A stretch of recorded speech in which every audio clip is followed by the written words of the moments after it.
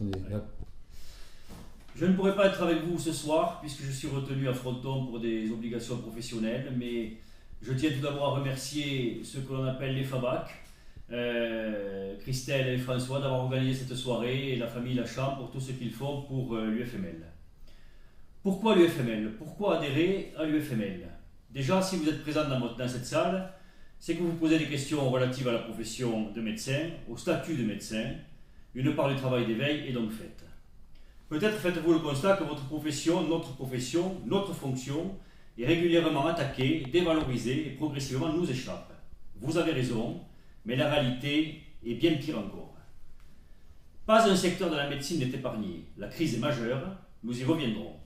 Elle est l'aboutissement de 30 ans d'errement conventionnel, de promesses non tenues, d'abandon progressif entre partenaires, de compromis, de compromission.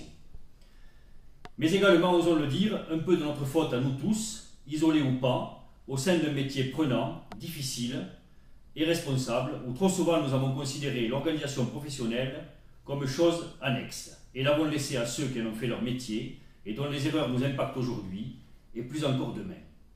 La médecine générale connaît une crise majeure, 51 ans d'âge moyen, 9% d'installation au sortir de la faculté, une tarification au plus bas de l'échelle européenne, au plus haut en nombre d'heures.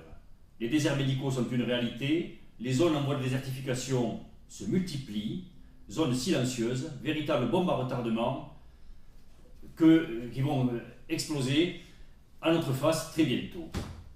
Si on prend une ville de 5 à 10 000 habitants, il y a 10 médecins, 2 partent à la retraite, ils ne sont pas remplacés, vous le savez, 8 médecins restent, leur clientèle explose, 2 ou 3 s'en vont encore, et cela continue, ce cercle vicieux, et on voit très clairement qu'une ville de 5 000 habitants, en 5 ans, passe de 10 médecins à 0.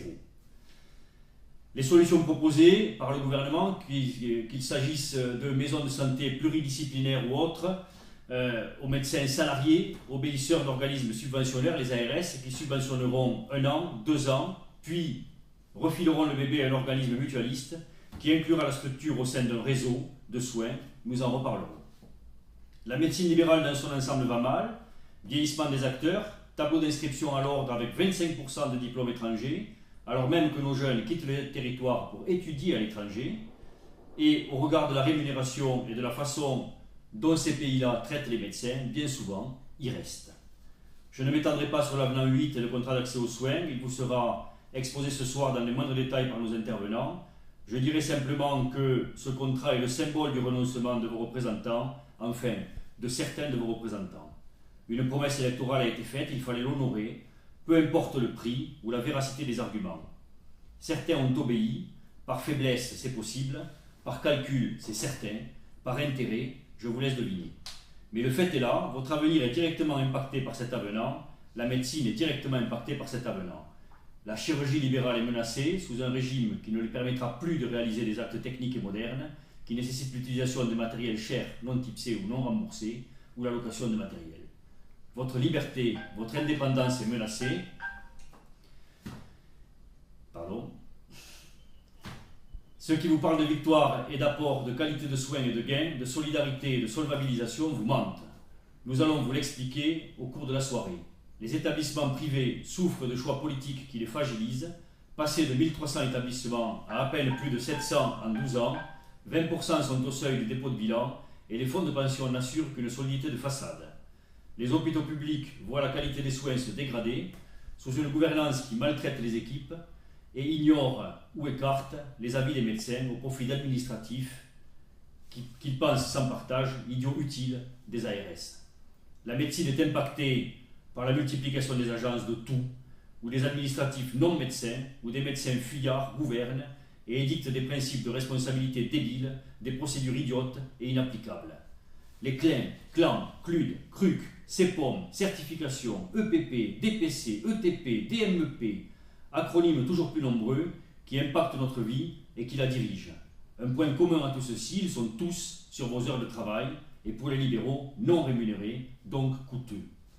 La perte de liberté et d'indépendance du médecin est chaque jour plus grande et celle-ci sera demain totale au sein des réseaux de soins. Qui seront, n'en doutons pas, votés cet été au mois de juillet. Des réseaux où les médecins seront sous contrat avec un organisme mutualiste, à la fois financeur et organisateur, des réseaux où le médecin sera en perpétuel conflit d'intérêts dans l'expression de sa pratique comme de sa prescription. Ceux qui prônent une médecine aux ordres, encadrée, où les médecins ne sont plus acteurs mais effecteurs, auront alors gagné. Allons-nous les laisser faire? Quelle solution? D'abord se réveiller, oser lever le nez du guidon, vous le faites, et s'unir, quel que soit son secteur d'appartenance. S'unir et retrouver le pouvoir de dire non, et oser aborder ce qui dérange, que l'on vous dit impossible, oser dire qu'un médecin vaut largement ses confrères européens et que le C doit donc être dans la moyenne européenne, que les médecins n'ont plus à se faire imposer leur vie, mais au contraire doivent organiser leur avenir.